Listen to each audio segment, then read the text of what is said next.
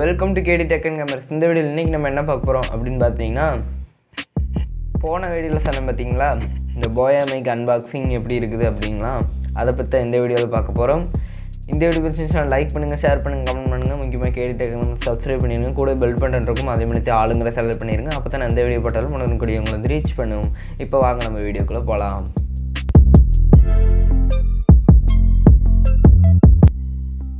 First இந்த mic unboxing பண்ணிடுவோம். நான் ஒரு பெட்டி மேலே வச்சு தான் எடுக்கிறேன். ஏன்னா நானாக பிடிச்சி எடுக்கணும்னா நான் அதை அன்பாக்சிங் பண்ண முடியாது. கூடிய சீக்கிரத்தில் ஒரு ட்ரைபேட் வாங்கி அதிலேருந்து அன்பாக்சிங் போட ஆரம்பிச்சிடுவோம். ஃபஸ்ட்டு இதை முன் பக்கம் பார்த்திங்கன்னா இப்படி தான் இருக்கும். நீங்கள் போய் ஸ்டோரில் வாங்கினீங்கன்னா இந்த மாதிரி லேபிள்லாம் இருக்காது. நான் ஆன்லைனில் வாங்கினாலாம் இந்த லேபிள்லாம் இருக்குது. சைடில் பார்த்திங்கன்னா ஏதோ ஒரு பொம்மை போட்டு இந்த மைக் வச்சுட்டு இருக்க மாதிரி இருக்குது. கீழே பார்த்திங்கன்னா சில இன்ஃபர்மேஷன் சொல்ல முடியாது, அவங்களோட மேனுஃபேக்சரிங் டீட்டெயில்ஸ் கொடுத்துருக்குறாங்க. அடுத்து அந்த சைடு பார்த்திங்கன்னா அதே தான் கொடுத்துருக்குறாங்க. பின்னாடி மட்டும் பார்த்துட்டிங்கன்னா சில ஃபியூச்சர்ஸு ஸ்பெசிஃபிகேஷன் அதெல்லாம் கொடுத்துருக்குறாங்க. உங்களுக்கு வேணும்னா அப்படியே ஸ்டாப் பண்ணி படிச்சுக்கோங்க. இது நான் இதில் வாங்கினேன் அப்படின்னு கேட்டிங்கன்னா ஃப்ளிப்கார்ட்டில் வாங்கினேன். ப்ரைஸ் நான் லாஸ்ட்டாக சொல்கிறேன். ஃபஸ்ட்டு இதை அன்பாக்சிங் பண்ணிடுவோம். இது வேறு இது மாதிரிலாம் அன்பாக்சிங் பண்ணது இல்லையே, அது பிரிக்க முடியல, கிழிஞ்சு போச்சு லைட்டாக வேறு. உள்ளே பார்த்திங்கன்னா பவுச்சில் அழகாக அப்படியே மைக்குள்ளே வச்சு கொடுத்துருக்குறாங்க. அதுக்கு மேலே ஒரு புக்லெட் கொடுத்துருக்குறாங்க, இன்ஃபர்மேஷன் கைடு, ஏதோ BOYM1 அப்படின்னு, இது எப்படி யூஸ் பண்ணணும் எதுன்னு அப்படின்னு கொடுத்துருக்காங்க. அடுத்து பார்த்திங்கன்னா வாரண்ட்டி கார்டு கொடுத்துருக்காங்க. ஆனால் வாரண்ட்டி பற்றி அதில் சொல்லலை. இதில் வாரண்ட்டி கார்டு கொடுத்துருக்காங்க, பார்த்துக்கலாம். உள்ள அவ்வளோதான், எதுவும் இல்லை. அட்லீஸ்ட்டு அடுத்து சொல்கிறேன் பாருங்கள், அதெல்லாம் பெரிய காமெடியாக இருக்கும். பவுச்சிலேருந்து வெளியே எடுத்துருவோம். இந்த மைக்கோட ஸ்பெஷலே என்னென்னு பார்த்திங்கன்னா, போயா மைக் அது வேறு 20 அடி வயர் கொடுத்துருக்காங்க.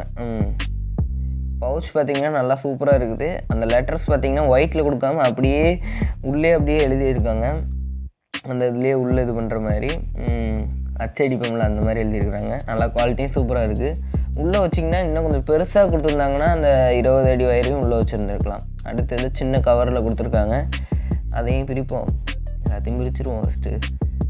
அதுக்குள்ளே என்ன இருக்குதுன்னு பார்த்திங்கன்னா, அந்த மைக்கில் வைக்க அந்த இயர்பட்ஸில் வரும் பார்த்திங்களா, அந்த மாதிரி இதுலேயும் கொடுத்துருக்காங்க ஒரு பஞ்சு, அந்த எக்கோ இல்லை அந்த ஸ்ப்ரெட் ஆகாமல் இருக்கலாம். அடுத்து பார்த்திங்கன்னா 3.5 mm ஹெட்ஃபோன் ஜாக் குத்தி, இது வந்து எதுக்கு குத்துறதுன்னு கேட்டிங்கன்னா, TSLR கேமராவில் சில ஆப்ஷன் இருக்கும் இது குத்துறதுக்கு. இல்லாட்டி மைக் நம்ம நார்மலாக யூஸ் பண்ணுவோம் அந்த மாதிரி மைக்காகவும் யூஸ் பண்ணிக்கலாம். கரோக்கிலெலாம் இருக்குங்களா அந்த மாதிரி மைக்கு.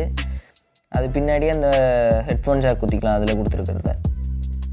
அடுத்து பார்த்திங்கன்னா கிளிப் கொடுத்துருக்காங்க. அந்த கிளிப்பே என்னால் கழட்ட முடியல, அவ்வளோ ஸ்ட்ராங்காக இருக்குது. குவாலிட்டி சூப்பராக இருக்குது. ஸ்டீலில் தான் கொடுத்துருக்காங்க, நல்லாயிருக்கு குவாலிட்டி, பிரச்சனை இல்லை. அடுத்து பார்த்திங்கன்னா சைடில் ஒரு அட்டை கொடுத்துருக்குறாங்க. அந்த சைடில் வந்திங்கன்னா ஒரு செல்லு இருக்குது.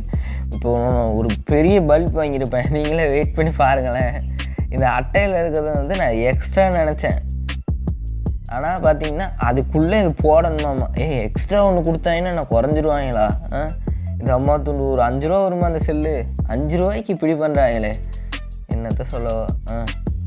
அந்த இதுவும் பார்த்திங்கன்னா நல்லா கலர் ஃபினிஷ் சூப்பராக இருக்குது, நல்லா சில்வர் கலர் மாதிரி. வயர் குவாலிட்டி நல்லா தான் இருக்குது. சிக்குழுகாக மட்டும் பார்த்துக்குங்க, ஏன்னா 20 அடிங்கிறனால. அந்த 20 அடி நீங்கள் ஓப்பன் பண்ணிடாதீங்க. நீங்கள் சும்மா கொஞ்சம் கொஞ்சமாக மட்டும் எடுத்துக்கங்க, மித்ததை வந்து அப்படியே லாக் பண்ணி வச்சுக்கோங்க. அடுத்து பார்த்திங்கன்னா நடுவால் நம்மளோட ஹெட்ஃபோன் பார்த்திங்களா, ஹெட்ஃபோனில் நடுவால் இருக்குங்களா, அந்த மாதிரி இதுலேயும் ஒன்று கொடுத்துருக்காங்க, பெருசாக கொடுத்துருக்காங்க. அதுக்கேற்ற மாதிரி அது இருக்குது, இதுக்கேற்ற மாதிரி இது இருக்குது. போயாங்கிறத நல்லா போல்டாக அந்த இதில் கொடுத்துருக்காங்க லெட்டரில். மேலே இதை மட்டும் அப்படியே ஓப்பன் பண்ணுங்கள். கீழே பார்த்தீங்கன்னா ஆன் ஆஃப் அப்படின்னு இருக்கும். ஆனுன்னு இருக்காது, ஆஃப் பண்ணிக்கிட்டால் நீங்கள் ஸ்மார்ட் ஃபோன்லேயே யூஸ் பண்ணிக்கலாம். ஆனால் ஆன் பண்ணோம்னா நீங்கள் கேமராவில் தான் யூஸ் பண்ணிக்கணும். உள்ளே பார்த்தீங்கன்னா இதுதான் பெரிய பல்பு, செல்லே இருக்காது. பாவிகளா, ஒரு 5 ரூபா கொடுத்து அதில் ஒரு செல்லும் தனியாக ஒரு செல்லும் கொடுக்க மாட்டாங்க. இதை கலட்டி அதில் போடணுமாம்மா, இன்னும் ஒரு இது. சரி கழட்டி இதை போடுவோம். அதையும் கழட்டுற மாதிரியா கொடுத்துருக்காங்க. வருங்க, வெளியவே வராது. ஒரு அழுத்தினா தான் வெளியவே வரும். சரி நானும் மடங்காமல் கிளியாமல் எடுத்துடலான்னு பார்த்தா எடுக்க முடியலையே. ஒரு வழியாக கைக்கு செல்லு கிடச்சிருச்சு. இந்த தம்மா துண்டு என்ன வேலை பண்ணுது, எறும்பு காதுக்குள்ளே போனால் எப்படி இருக்கும் அந்த மாதிரி இருக்குது. செல்லை உள்ளே போட்டுருவோம். அதில் ப்ளஸ் மைனஸ் என்சைடு கொடுக்கணும்னு போட்டிருப்பாங்க, அதை பார்த்து கொடுங்க. ஆனால் மித்த இது பண்ணிங்கன்னா அந்த ஸ்ப்ரிங்கு கூட போகிறதுக்கான வாய்ப்பு உண்டு. அப்படியே சுற்றி அப்படியே லாக் பண்ணிடுங்க. அதுக்கப்புறம் முடிஞ்சிச்சு. நீங்கள் ஆஃப் பண்ணியிருந்தால் நீங்கள் ஸ்மார்ட் ஃபோனில் யூஸ் பண்ணிக்கலாம். மெட்டலில் தான் கொடுத்துருக்காங்க. ஆனால் நீங்கள் வந்து கேமராவில் யூஸ் பண்ணும்போது மட்டும் ஆன் பண்ணிக்கிங்க, மற்றபடி ஆஃப் பண்ணி வச்சுக்கோங்க. மைக் பார்த்தீங்கன்னா நல்லா குட்டியாக ஸ்டைலாக இருக்குது. அதில் அந்த இயர்பட்ஸ் வச்சு லாக் பண்ணிக்கிங்க. கீழே ஒன்று இருக்கும், எனக்கு எடுத்துக்கிட்டே வந்துருச்சு. அதுக்கப்புறம் தான் கீழே நல்லா இழுத்து விட்ருங்க. கீழே நல்லா இழுத்து விட்டதுக்கப்புறம் தான் அது லாக் ஆகிக்கிறோம். லாக் ஆகிடுச்சுன்னா பர்ஃபெக்டாக அது நின்றும், பிரச்சனை இருக்காது. நீங்கள் காலரில் வைக்கும்போது மைக்கோட கிளிப்பு ரொம்ப பெருசாக தெரிகிற மாதிரி இருக்குது. வெளியே தெரியாத மாதிரி கிளிப்பு டிசைன் பண்ணியிருந்தாங்கன்னா கொஞ்சம் நல்லா இருந்திருக்கும். கிளிப்பு நல்லா வெளியே தெரியுது. ஆனால் நீங்கள் பனியனில் டிஷர்ட் அந்த மாதிரி வைக்கும்போது மட்டும்தான் கிளிப் வெளியே தெரியும். ஷர்ட்டில் வச்சிங்கன்னா அவ்வளோவா தெரியாது. இதனோட விலை அப்படின்னு பார்த்தீங்கன்னா கீழே டிஸ்கிரிப்ஷனில் கொடுத்துருக்கேன். அதோட பையிங் லிங்க்கும் கொடுத்துருக்கேன். வேணும்னா போய் உங்களுக்கு விருப்பம் இருந்தால் வாங்கிக்கோங்க. இதோட அடுத்து ஃபஸ்ட் இம்ப்ரெஷன் எப்படி இருக்குங்கிறத பார்க்கலாம். அன்பாக்சிங் பார்த்தாச்சு. அடுத்து என்ன ஃபஸ்ட் இம்ப்ரெஷன் தான். ஃபஸ்ட் இம்ப்ரெஷனை பொறுத்த வரைக்கும் மைக் குவாலிட்டி சூப்பராக இருக்குது.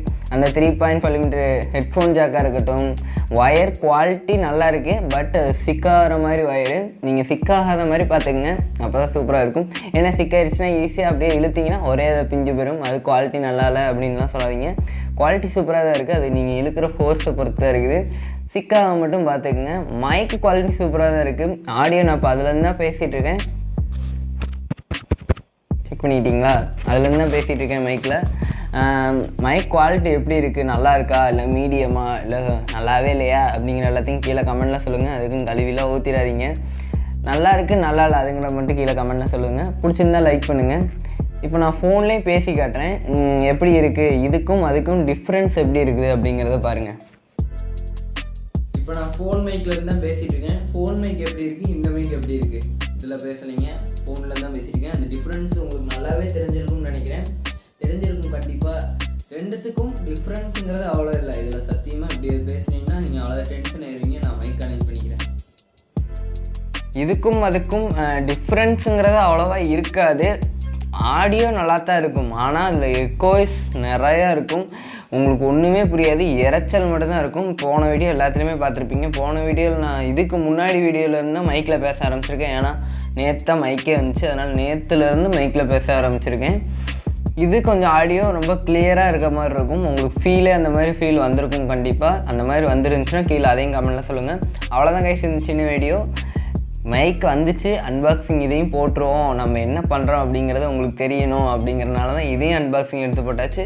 இதை எப்படி ஒட்டணும் அப்படிங்கிறதே அன்பாக்சிங் எடுத்து போட்டாச்சு. அந்த வீடியோ நீங்கள் பார்க்கலன்னா மேலே ஒரு கார்டு தரேன், அதை போய் பார்த்துருங்க. அது ரொம்ப ஃபன்னியான வீடியோ, மிஸ் பண்ணாமல் பார்த்துருங்க. இந்த வீடியோ பிடிச்சிருந்துச்சுன்னா லைக் பண்ணுங்கள், ஷேர் பண்ணுங்கள், கமெண்ட் பண்ணுங்கள். முக்கியமாக கேட்டு தேக்கங்க நம்ம சப்ஸ்கிரைப் பண்ணிடுங்க. கூட பெல் பட்டன் இருக்கும், அதை மாதிரி ஆளுங்கிற செலக்ட் பண்ணிடுங்க. அப்போ தான் நான் எந்த வீடியோ போட்டாலும் உங்களை வந்து ரீச் பண்ணுங்க. Thank you guys, have a nice day.